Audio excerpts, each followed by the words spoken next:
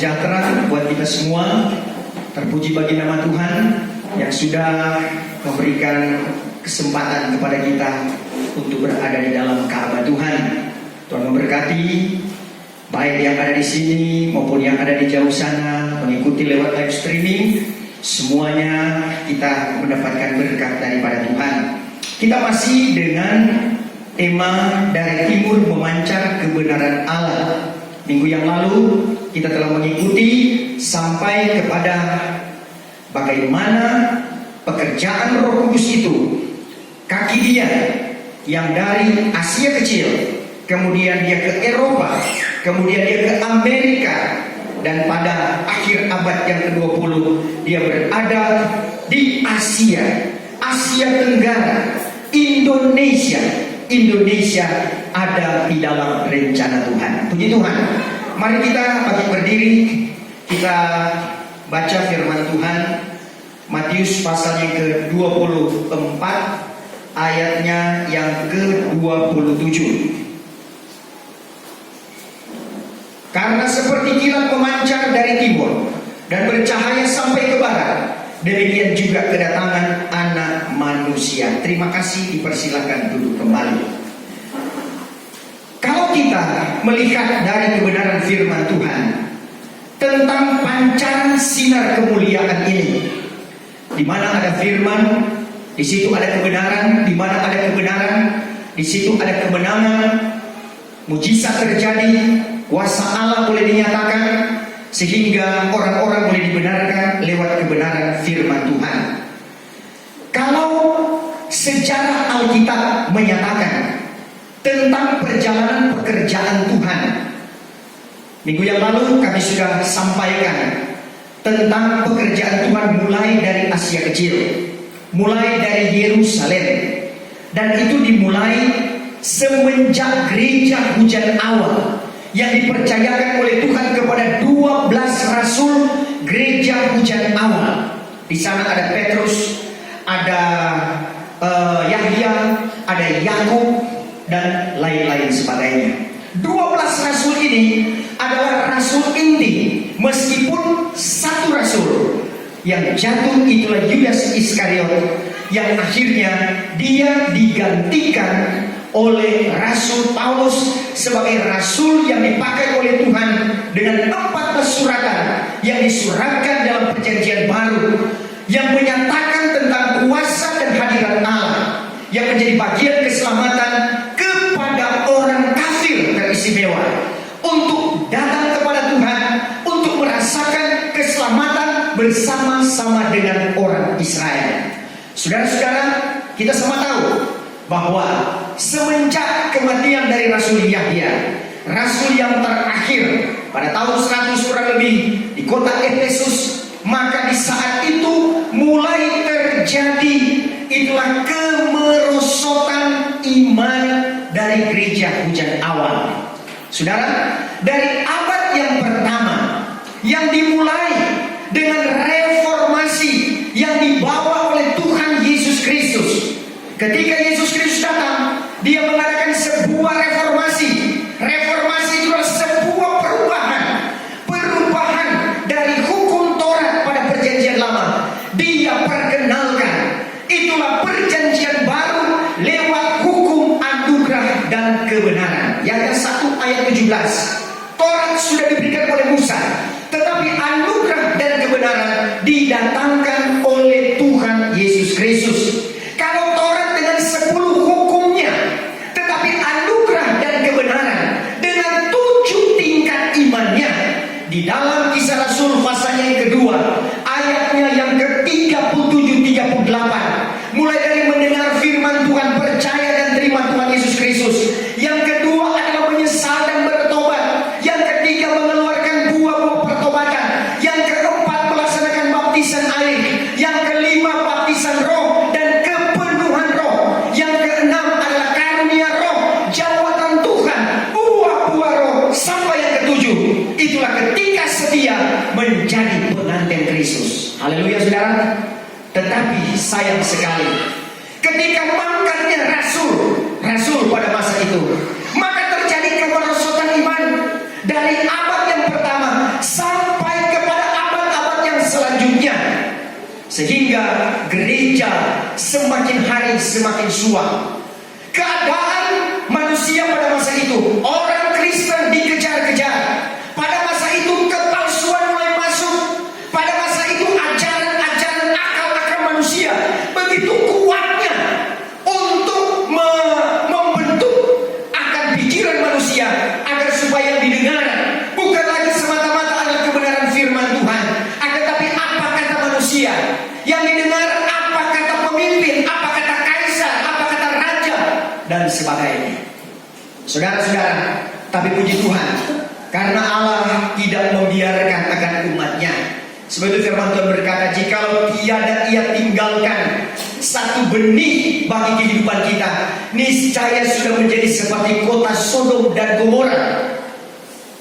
Yesaya 1 ayatnya yang ke-9. Yesaya 1 ayatnya yang ke-9. Yesaya 1 ayat yang ke-9.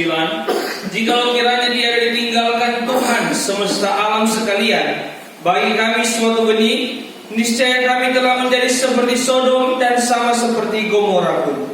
Kasih Tuhan itu kepada umatnya, sehingga ajaran Tuhan dinyatakan dalam kehidupan manusia agar supaya manusia itu boleh dikembalikan.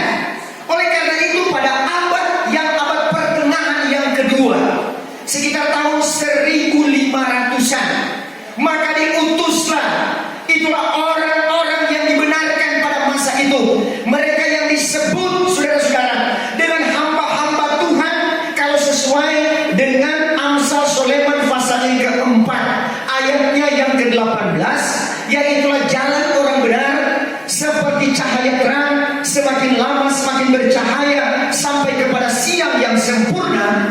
Maka mereka pada zaman itu bagaikan matahari baru terbit. Memang belum sampai kepada siang yang sempurna, tetapi kebenaran itu mulai dinyatakan. Saudara-saudara, datanglah itulah para reformator kita kenal. Ada Martin Luther, ada Calvin, saudara-saudara, dan lain sebagainya. Itu pada abad-abad yang ke-15. Saudara-saudara, untuk apa? Untuk mengadakan reformasi dari akal-akal manusia, dari pengajaran-pengajaran dari pribadi manusia yang sudah mulai menyimpang daripada kebenaran firman Tuhan, maka dikembalikan kepada Alkitab, sehingga munculnya itulah Protestan. Apa artinya? Protestamen artinya berpihak kepada kebenaran firman Allah, kembali kepada firman Tuhan, come back to the Bible. Saudara-saudara, meskipun itu baru matahari remang-remang, akan tetapi sudah ada pertumbuhan, ada kemurahan Tuhan. Itu yang disebut dengan reformasi yang kedua. Saudara-saudara, tetapi kita masih menanti sampai kepada reformasi yang terakhir. Reformasi yang terakhir itulah reformasi yang ketiga, yaitulah gereja hujan akhir yang akan dibawa kepada kesempurnaan tubuh, jiwa, dan roh. Tak dapat tiada 1 Tesalonika pasalnya yang kelima ayat yang ke-22-23 harus terjadi kepada gereja Tuhan, dan itu perlu adanya reformasi. Saudara-saudara, reformasi yang ketiga adalah reformasi kabar kesempurnaan. Dari yang tidak sempurna dijadikan sempurna.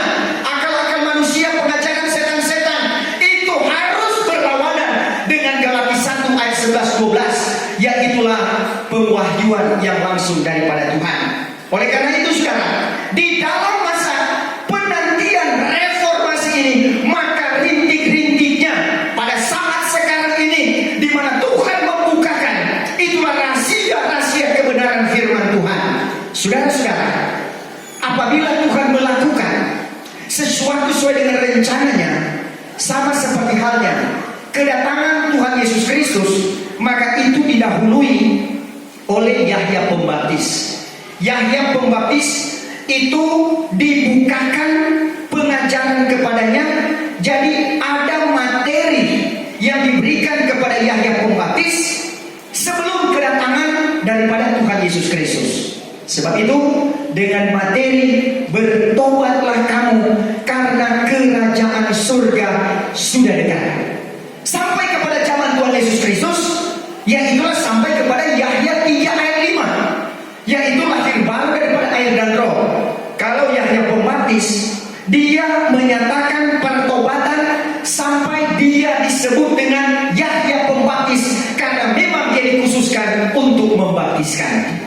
Tapi kemudian sampai kepada Tuhan Yesus Kristus, maka dinyatakan yaitulah bukan cuma lahir baru daripada air, akan tetapi lahir baru daripada Roh Kudus. Baptisan air dan baptisan Roh Kudus. Ini yang disebut dengan tingkatan pelayanan seperti sebuah negeri di atas gunung. Matius pasal yang kelima, yaitulah kamulah terang dunia. Sebuah negeri di atas gunung mustahil ia akan tersembunyi.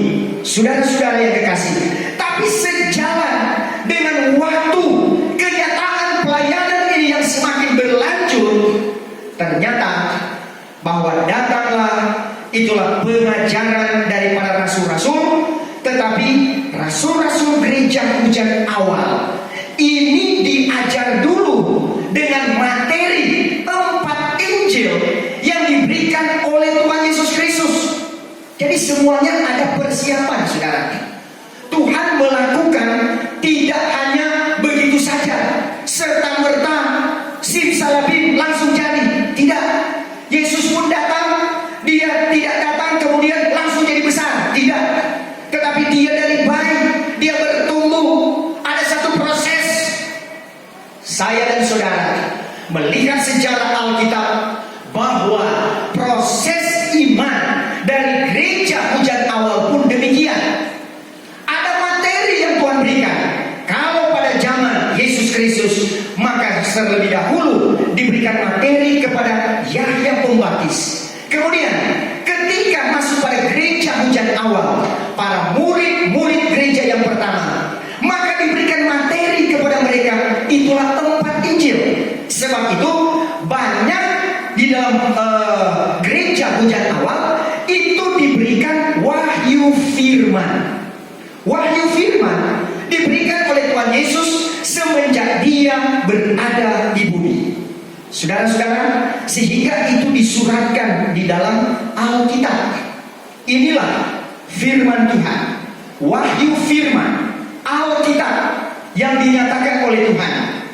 Kalau seperti Paulus, dia mendapatkan sedikit wahyu pengajaran, karena kehidupan daripada Paulus itu sesudah Yesus Kristus naik ke sorga, baru kemudian dia terpanggil untuk melayani pekerjaan Tuhan. Sehingga dia diasingkan di tanah Arab selama 3 tahun. Sehingga dia mendapatkan itulah karunia perkataan hikmat, karunia perkataan marifat, dan tahun yang ketiga dia mendapatkan wahyu. Saudara-saudara, inilah yang dia katakan di dalam Galatia 1 ayatnya yang ke-11 sampai ayatnya yang ke-12, bahwa Injil itu yang dia terima, pengajaran itu yang dia terima. Mari kita baca Galatia 1 ayat 11-12. Galatia 1 ayat 11 mulai.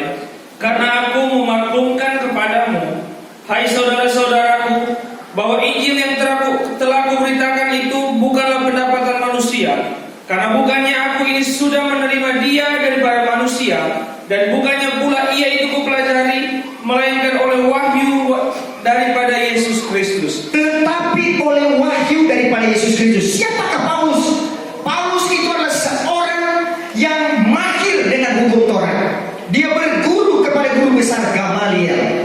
Akan tapi dia katakan semuanya itu dia tinggalkan. Itu dahulu aku anggap sebagai sebuah keuntungan.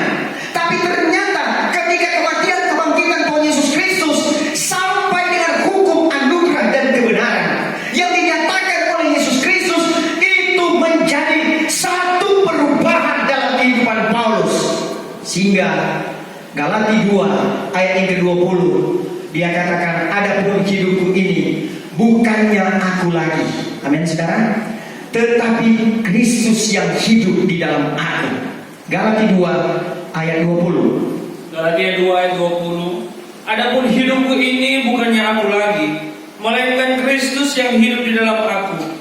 Tetapi hidup yang sekarang aku hidup di dalam tubuh ini. Aku hidup di dalam iman kepada Anak Allah yang mengasihi aku dan yang menyerahkan dirinya karena aku. Adapun hidupku ini bukan yang aku lagi, tetapi Kristus yang hidup di dalam aku. Ingat baik-baik saudara, itulah yang menyamakan saya dan saudara. Kalau kita hidup dalam diri kita, pikiran saya beda, pikiran bapak saya beda, pikiran Om Dek beda, pikiran yang lainnya beda. Tetapi kenapa kita bisa bersatu? Karena ada pikiran Kristus dalam kehidupan kita. Karena ada kuasa Roh Kristus ada dalam kehidupan kita. Karena ada pengajaran Kristus dalam kehidupan kita. Itulah yang mempersatukan saya dan saudara. Itulah yang menyamakan kehidupan kita. Dari perbedaan-perbedaan cara pikir, dari pola budaya, ada istiadat yang berbeda-beda.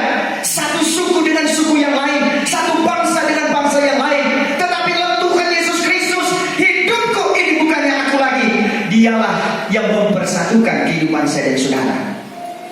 Sehingga di dalamnya, kalau dia mempersatukan kita dengan kasih-Nya, dengan firman-Nya, kasih itu dia pengikat kesempurnaan.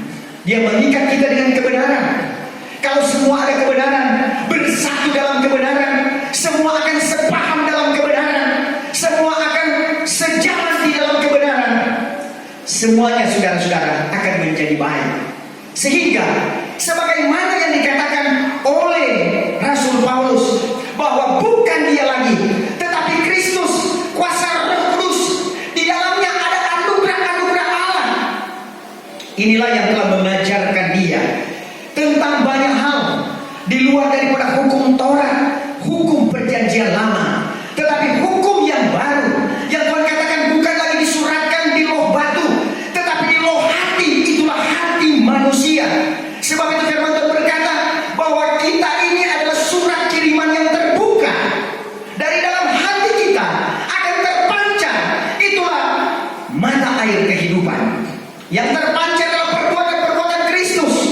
Bukan lagi secara huruf, huruf itu mematikan, tetapi roh itu menghidupkan, kata firman Tuhan. Kalau kita hidup dengan penguasaan kuasa Roh Kudus, maka itulah yang akan semakin membukakan kepada kita rahasia kebenaran firman Tuhan. Bagaimana caranya kita melanjutkan kehidupan di dalam mencapai akan keselamatan itu. Saudara-saudara, Tuhan mempersiapkan pada akhir zaman, ketika pertumbuhan gereja dimulai dari abad pertengahan yang kedua, abad yang ke-15 sampai seterusnya, di situ mulai ada pertumbuhan yang luar biasa. Walaupun puncaknya nanti pada akhir abad yang ke-20, ketika terjadi pewahyuan yang disebut dengan pewahyuan pengajaran. Pewahyuan pengajaran adalah bagaimana Tuhan mengajar gereja Tuhan akhir zaman berdasarkan wahyu firman. Alkitab tidak akan pernah berubah, tetapi dia akan mengajarkan dari satu ayat pasal, maka itu diuraikan sebagaimana pengertian Tuhan, bukan pengertian manusia. Sebab itu Tuhan ingatkan selalu, jangan pakai akal pikiran sendiri. Akal-akal manusia kalau menguraikan Alkitab ini, itu bisa salah jalan. Matius pasal ke-15 ayatnya yang ke-8.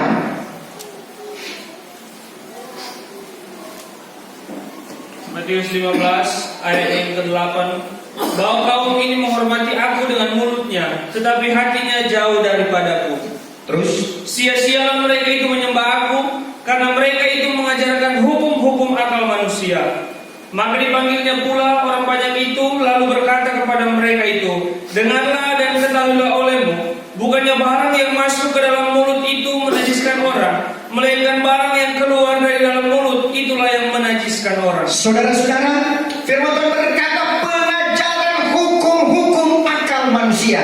Sia-sialah orang dengan segala usahanya, tetapi kalau tanpa petunjukan Roh dan kuasa Allah, maka kalau cuma pengetahuan manusia, sekuat-kuatnya, sepintar-pintarnya manusia, teknologinya hanya bisa sampai ke bulan. Tetapi kalau Tuhan Yesus Kristus dengan kuasanya, dengan pewahyuannya akan membawa kita ke awan-awan yang permanen, ke awal-awalan sorga, 1000 tahun masa damai, sampai ke Yerusalem baru. Dia akan bawa bisa sampai ke atas. Amin. Saudara-saudara, Firdaus itulah peta langit yang ketiga. Bagaimana gereja Tuhan juga bisa sampai ke sana. Rasul Paulus, dia telah mengalami bagaimana pekerjaan roh yang luar biasa yang telah membawa dia bisa melihat akan Yerusalem.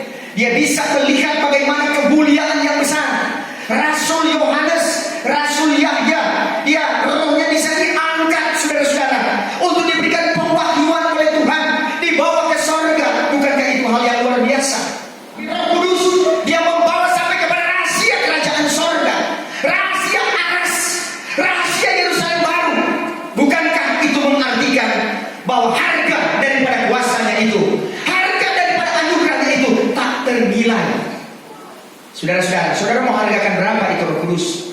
Ketika dalam Kisah Rasul pasal yang ke-8, ya, Simon tukang sihir, ketika dia lihat murid-murid Tuhan menyembuhkan orang dengan pekerjaan kuasa Roh Kudus, wah, dia kaget. Akhirnya dia bilang, berikanlah kami, berikanlah saya juga kuasa itu. Dia mau bayar dengan uang.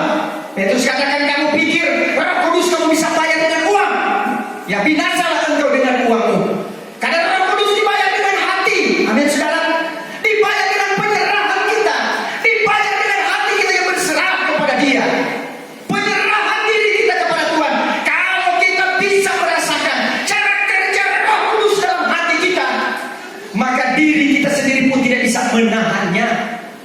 Kalau panggilan kuasa Roh Kudus terjadi, saudara-saudara, inilah yang dinyatakan ketika kuasa kebenaran firman Allah dengan kuasa pewahyuan, sebagaimana dalam 1 ayat 11-12 tadi, yang dinyatakan bahwa ada pewahyuan untuk menanti pada gereja hujan akhir. Sebelum hujan akhir itu dia tiba dengan derasnya, itu ada menantikan pada kegerakan yang besar.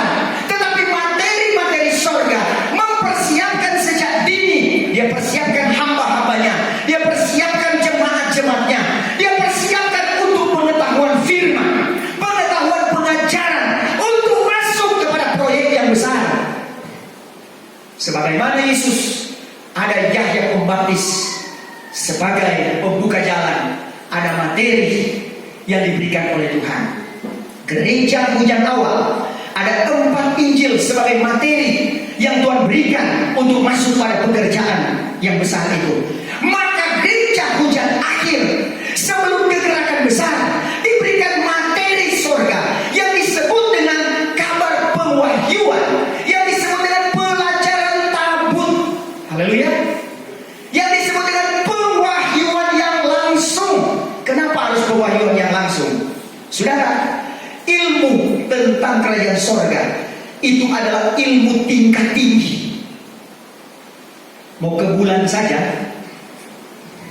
untuk mau bikin itu Apollo, bikin itu roket, bikin itu pesawat ulang-alik, bengkel di Indonesia pun yang tercanggih belum bisa buat itu. Berat itu, saudara. Ilmunya, ilmu yang sangat dengan perhitungan yang sangat presisi, saudara-saudara. 1 milimeter saja dia kurang atau lebih tidak bisa menuju ke sana. Sedangkan sudah bisa ada pendorong ke atas, apakah dia akan kepada sasaran atau tidak? Ada yang pecah di tengah jalan. Itu sudah dengan para ilmuwan yang sekolahnya. Sudah so sampai rambut putih, saudara. Sudah sampai ciri jatuh rambutnya, saudara-saudara. Kenapa? Karena ilmu pengetahuan. Tapi itu cuma sampai ke bulan, saudara-saudara. Bagaimana ketika kita gereja Tuhan yang akan dibawa, diangkat ke awan-awan, sampai kepada kerajaannya yang kekal? Itu, saudara-saudara, pengetahuannya adalah pengetahuan yang tinggi. Sebab itu kalau hanya dengan pikiran manusia, tidak sampai, tidak mampu. Makanya perlu Tuhan sendiri yang mengajarkannya. Amin. Dia buka rahasia firman Tuhan, itu Itulah yang disebut dengan pewahyuan pengajaran. Saudara, tahun 60-an, tahun 70-an, Tuhan menyuruhkan, Tuhan mengutus, itulah hambanya. Termasuk itulah seorang hamba Tuhan yang dipakai luar biasa dalam pewahyuan ini, yang kami sebut dengan hormat Bapak Pendeta J.H. Wauruntu. Haleluya saudara.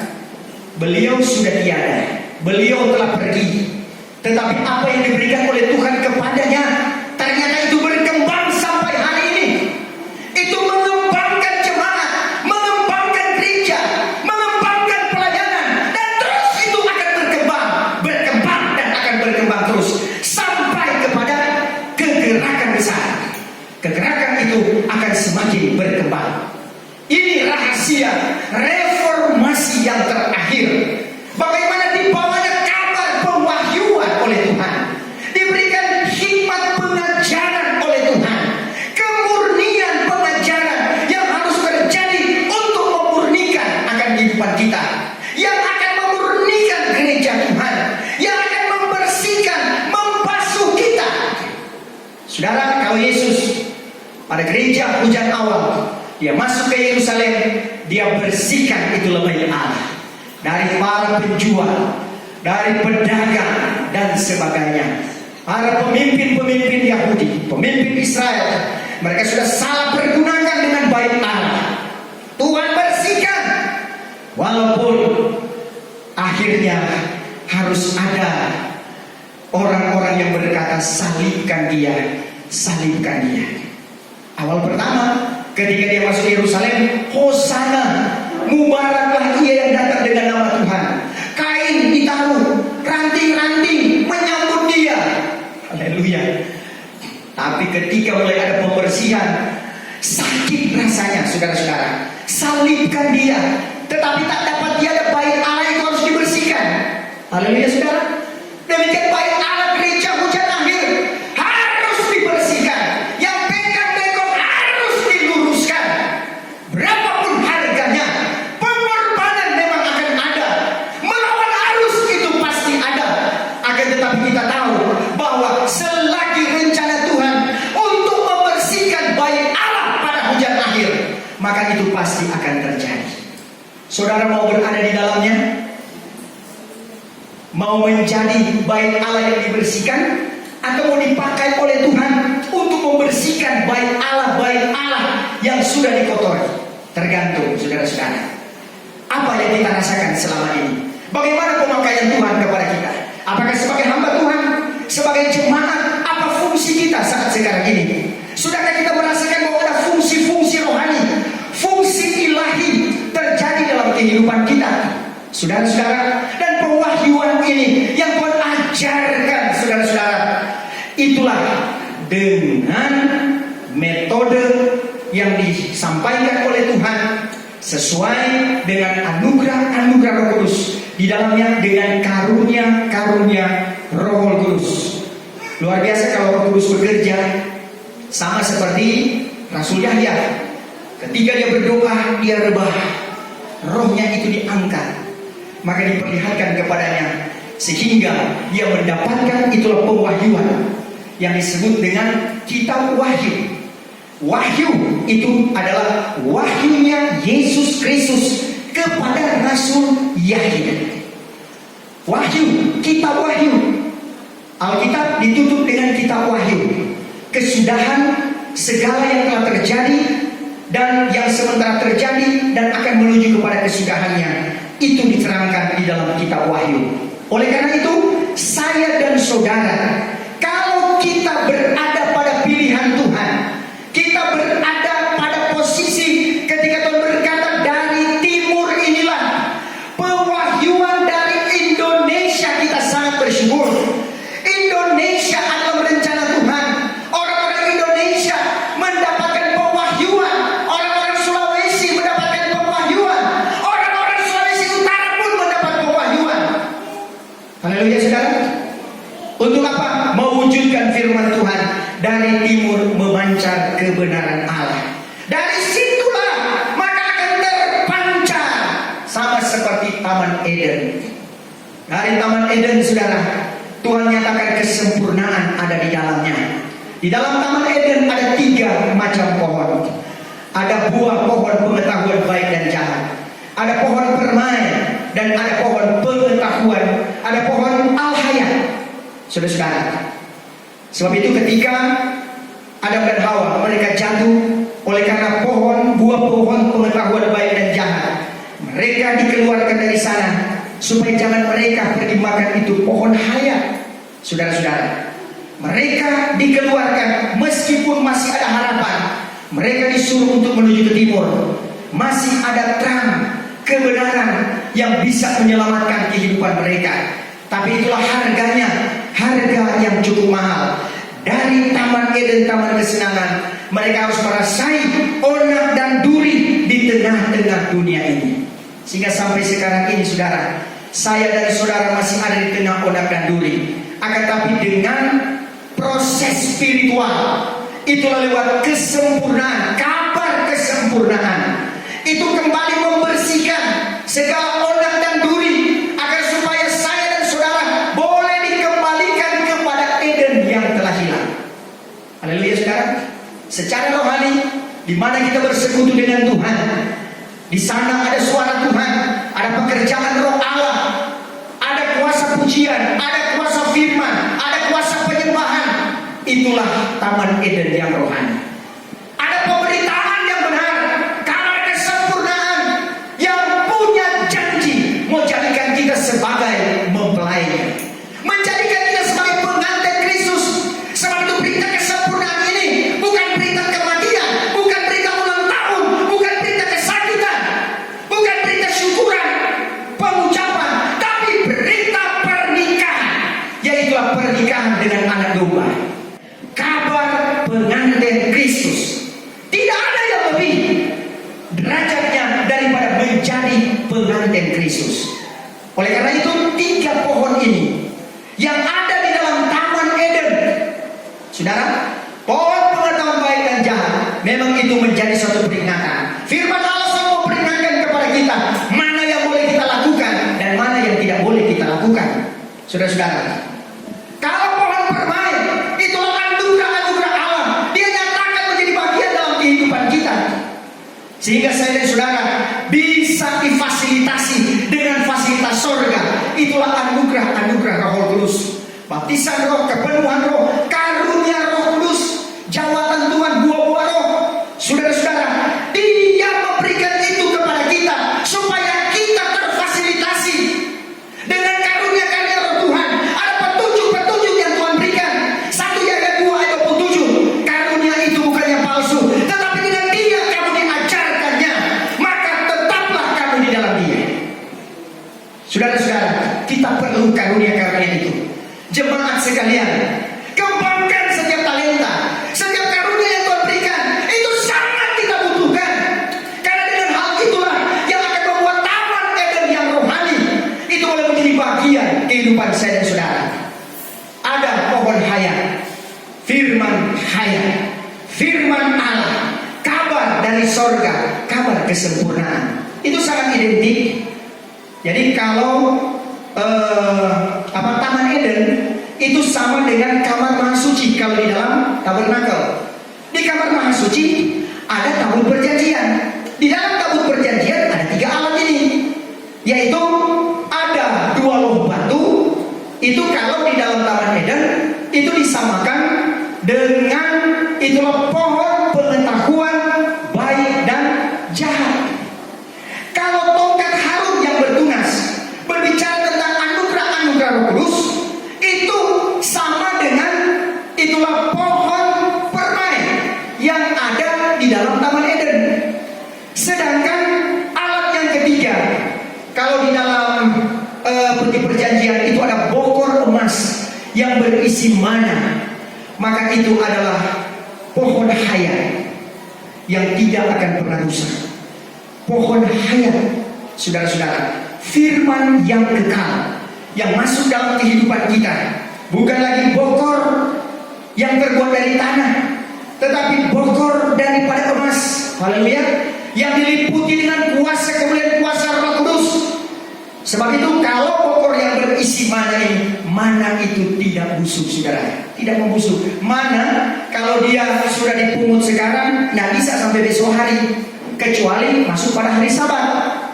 Memungut 2 kali ganda untuk sekarang dan besok. Akan tetapi kalau hari biasanya, cuma hari ini adalah untuk hari ini, besoknya sudah membusuk dia. Tetapi yang ada di bokor emas, dia tidak membusuk. Dia itu adalah firman yang kekal. Itulah yang ada kepada kita. Dari timur memancar kebenaran Allah, dari peti perjanjian, dengan anugerah, dengan firman, dengan teguran nasihat kebenaran firman Allah, akan membawa terus dan terus menjangkau sampai jauh, menjangkau hidup saya dan saudara. Kuasa kebenarannya, kuasa firmannya yang tidak pernah berubah dulu, sekarang, sampai selama-lamanya.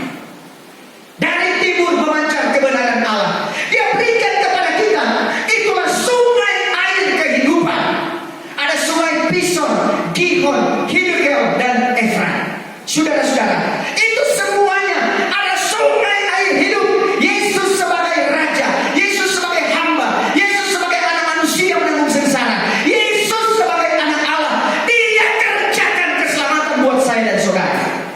Terimalah itu dengan segenap hati. Pertahankanlah taman Eden ini, dan dia akan mengalir sampai jauh untuk menjangkau jiwa-jiwa, merasakan Eden yang telah hilang.